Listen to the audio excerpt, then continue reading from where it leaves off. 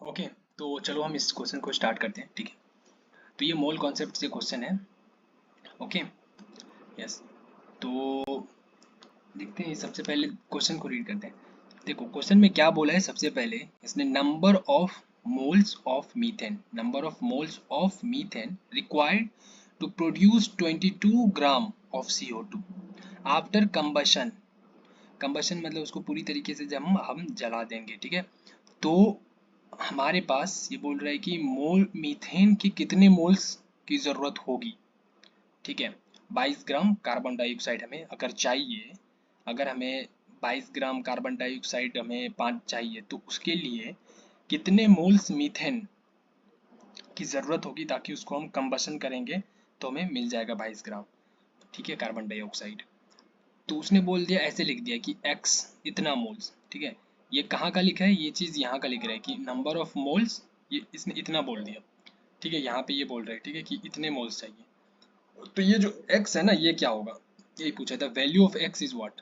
Okay, तो देखो यहाँ पे हम सबसे पहले करेंगे, तो जब भी क्वेश्चन में ऐसा ये रिएक्शंस आता है ना, तो उसमें हम क्या करेंगे कि हम देखेंगे कि इसमें सबसे पहले रिएक्शन कैसे होगा। तो ये मीथेन है, कंबसन जब कराते हैं ना, तो उसको ऑक्सीजन के साथ रिएक्ट कराते हैं। ठीक है, जब भी कंबसन अगर बोले तो +O2 लिखना। अब इसको मैंने यहाँ पे किया, अब इसका मैं रिएक्शन करूंगा तो क्या होता है, CO2 प्लस H2O बनता है, CH4 प्लस O2 का रिएक्ट करेंगे तो CO2 प्लस H2O बनता है। ठीक है, अभी देखो कि अब ये रिएक्शन सबसे पहले जब भी करेंगे तो क्या ये बैलेंस्ड रिएक्शन है, नहीं है। क्यों? क्योंकि यहाँ पे देखो राइट साइड में 2 हाइड्रोजन है और लेफ्ट साइड में 4 हाइड्रोजन है। तो सबसे पहले हमेशा रिएक्शन को बैलेंस करना। ठीक है, ऑलवेज रिएक्शन को बैलेंस करो। तो बैलेंस करेंगे तो हमें यहाँ पे एक 2 डालना होगा। ठीक है, उसके बाद सब चीज बैलेंस हो गया। देखो एक कार्बन यहाँ पे, एक कार्बन यहाँ पे, 4 हाइड्रोजन 4 हाइड्रोजन, 2 ऑक्सीजन 2 ऑक्सीजन, हो गया। यस, तो ये हो गया बैलेंस्ड। अब इसमें देखेंगे कि देखो CO2 के आगे क्या है, कोफिशिएंट 1, और CH4 के आगे भी कोफिशिएंट क्या है, 1। ठीक है, तो इसका मतलब हो गया कि 1 मोल हमें कार्बन डाइऑक्साइड मिल रहा है 1 मोल मीथेन से। ठीक है, 1 मोल मीथेन अगर मैं जलाता हूँ, कंबशन करता हूँ, तो मुझे 1 मोल कार्बन डाइऑक्साइड मिल रहा है। ठीक है, 1 से 1 मिल रहा है, तो 2 से कितना मिलेगा, 2, 3 से कितना मिलेगा, 3, 10 से कितना मिलेगा, 10। अगर 100 मोल मीथेन है तो कार्बन डाइऑक्साइड कितने मोल होंगे, 100 मोल होंगे। तो n मोल मीथेन है तो n मोल कार्बन डाइऑक्साइड होंगे। हाँ, तो हमने क्या किया, यहाँ पे हमें तो निकालना है कि कितना मोल मीथेन चाहिए, कितना प्राप्त करने के लिए, 22 ग्राम्स। तो हमने बोला ठीक है, दोनों का मोल्स तो सेम ही है, तो हम एक चीज करते हैं कि अगर हमें इसका मोल्स निकालना है कि मीथेन के कितने मोल चाहिए, तो जितने मोल्स इसके होंगे उतने मोल्स इसको भी चाहिए। हाँ, तो कार्बन डाइऑक्साइड इसने जो दिया है मुझे 22 ग्राम, तो हम देख लेंगे कि 22 ग्राम कार्बन डाइऑक्साइड में कितना मोल हो रहा है। हम ये देखेंगे 22 ग्राम कार्बन डाइऑक्साइड में 22 ग्राम CO2 में कितने मोल्स हैं। n is equal to what, तो n कैसे निकालते हैं, given weight upon molecular weight, GW upon MW, ये याद रख लो। तो गिवन वेट क्या है, 22 ग्राम, मॉलिक्यूलर वेट क्या होता है, 44, हो गया कितना, हाफ। हाँ, तो देखो अब ये क्या है, मेरा मोल्स ऑफ CO2 है, और मोल्स ऑफ CO2 किसके बराबर होता है, मोल्स ऑफ CH4 के। जितना CO2 में मोल्स होगा उतना CH4 में भी मोल्स होगा। तो इसका मतलब हो गया कि अगर ये चीज हमारा हाफ आ रहा है तो ये भी तो हाफ ही होगा, ये भी तो इसके बराबर ही होगा, क्योंकि ये दोनों बराबर है। तो ये जितना आ रहा है उतना ये भी हो जाएगा। ठीक है, तो कितने मोल्स चाहिए हमें, वही हाफ, हाफ मतलब 0.5 मोल्स। ठीक है, 0.5 मोल्स। लेकिन ये ठीक है, मुझे पता चल गया कि CH4 के कितने मोल्स चाहिए, तो 0.5 मोल्स चाहिए, हो गया। अब क्वेश्चन में क्या लिखा है, इसने इस तरीके से लिखा है x इंटू 10⁻⁻² मोल। ठीक है, तो इसको हम क्या करेंगे, 10⁻², इसने एक्स्ट्रा डाला है ना, तो हम क्या करेंगे, देखो हमारे पास ये है ना, कहाँ पे आया ये, हाँ, तो इसमें भी मैंने क्या कर दिया, 10⁻², क्या कर दिया, एक बार यहाँ पे करते, देखो यहाँ पे हमने क्या किया, हमने 0.5 था, इतना मोल्स था। अब 10⁻⁻² एक ऊपर भी कर दो और 10⁻⁻² एक नीचे भी कर दो। ठीक है, अब ऊपर वाले को रहने दो, क्योंकि इसको कुछ नहीं करना है, क्योंकि ये इस तरीके का फॉर्मेट में रखना है मुझे आंसर को। अब ये जो 10⁻² है इसको सॉल्व करो, इसको ऊपर ले जाओ, तो ऊपर ले जाएंगे क्या हो जाएगा 0.5 इंटू 10⁻², 10⁻², और ये रहने दो एज इट इज 10⁻²। अब इन दोनों को क्या कर लो, सॉल्व कर लो, तो 0.5 इंटू 10⁻² मतलब 100 मल्टीप्लाई करेंगे तो क्या होगा 50, और इंटू ये एज इट इज रख लो, तो देखो ये आ गया। अब इसमें से ये मैच हो गया कि इतना आ रहा है, अब ये क्या हो गया x, तो x इज इक्वल टू क्या हो गया मेरा 50, तो इसलिए x 50 ग्राम आ गया। ठीक है, इसका मतलब हो गया कि 50 ग्राम नहीं सॉरी 50 मोल, तो 50 mole of CH4 is required to 22 gram of carbon dioxide. 22 gram carbon dioxide अगर चाहिए तो 50 मोल लेना होगा किसका CH4 का। ठीक है, देख हमने कैसे किया।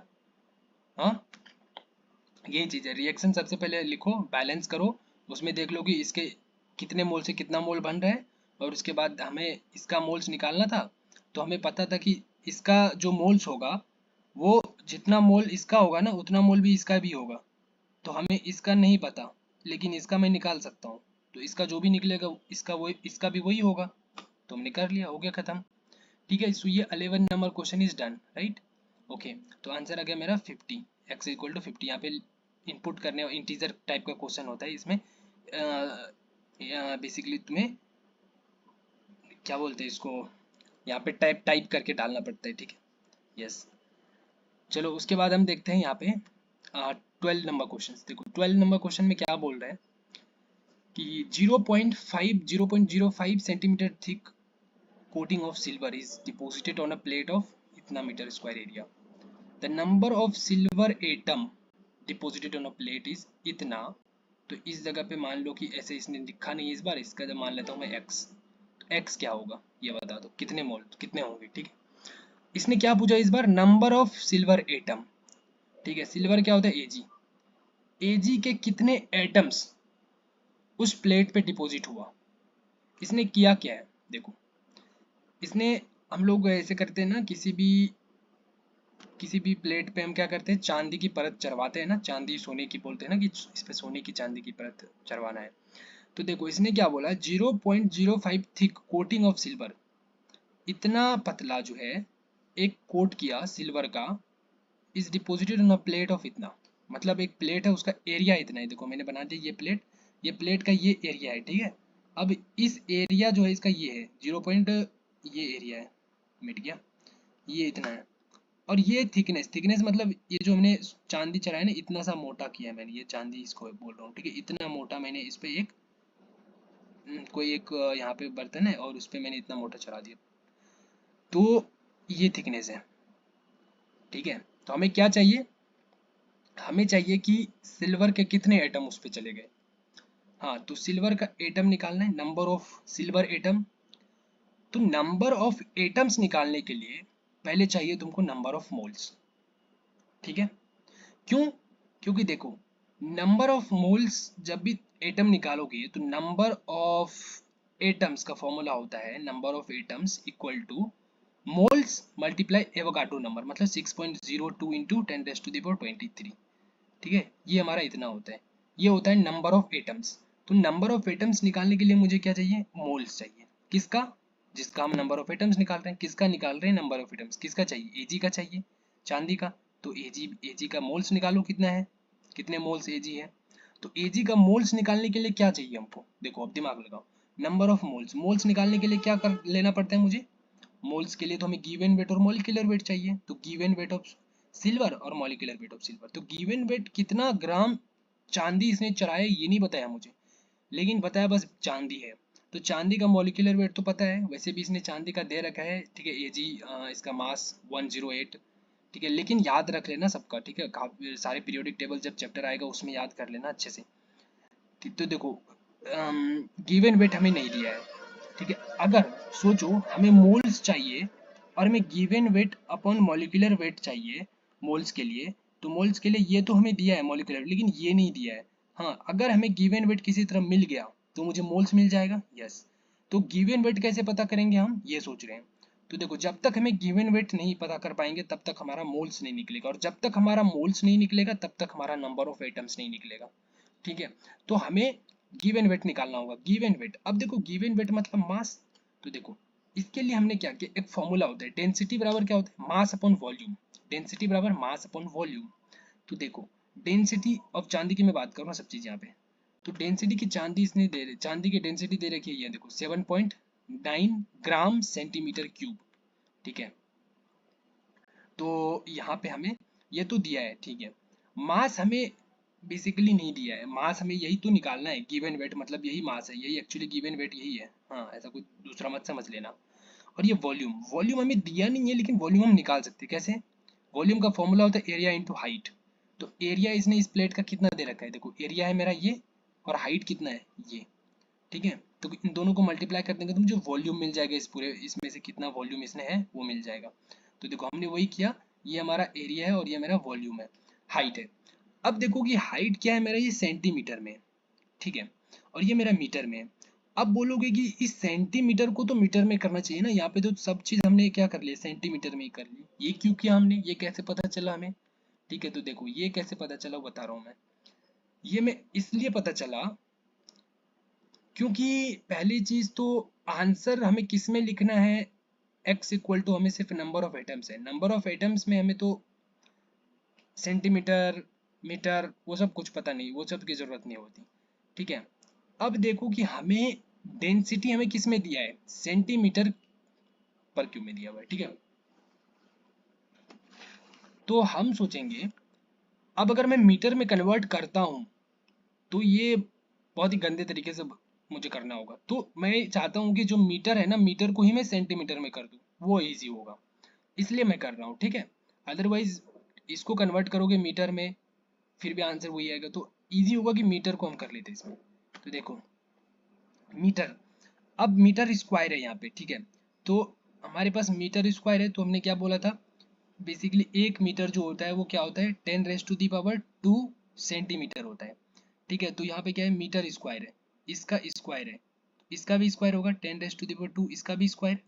तो स्क्वायर और पावर क्या होता है, 8 हो जाता है, मतलब मल्टीप्लाई हो जाता है, तो 10⁻², 2 दूना 4, तो 10⁻⁴ ये सेंटीमीटर हो गया।